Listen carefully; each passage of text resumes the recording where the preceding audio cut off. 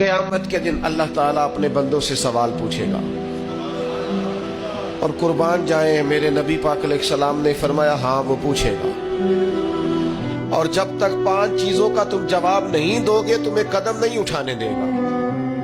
या रसूल अल्लाह कौन कौन सी 5 चीजें? फरमाया अल्लाह पूछेगा तुमसे बताओ उम्र कहां गुजारी।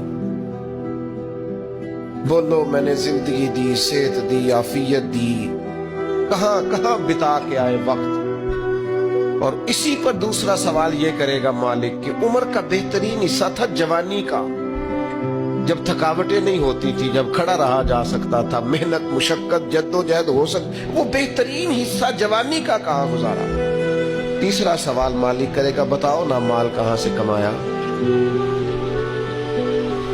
और चौथा सवाल ये था कमाने के बाद भी मालिक तुम नहीं थे, गोया दिया तो मैंने ही था ना, तो बताओ फिर लगाया कहां पे था, खर्च कहां पे किया। सुम्मा लतुसअलुन्न यौमइज़िन अनिन नईम, एक एक नेमत के बारे में अल्लाह पूछेगा। और 5वां सवाल अल्लाह पूछेगा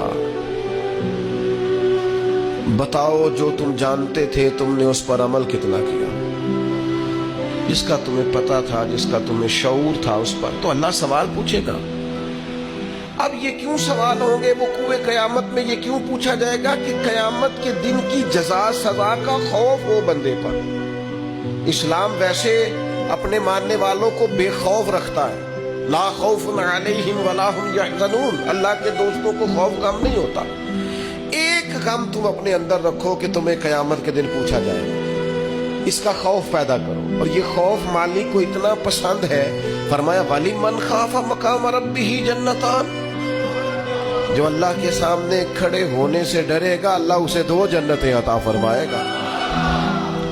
उस दिन का खौफ अपने दिल में पैदा करके तुझे खड़ा किया जाएगा, तुझसे पूछा जाएगा, तेरे से सवाल किया जाएगा, तुझे जवाब देना।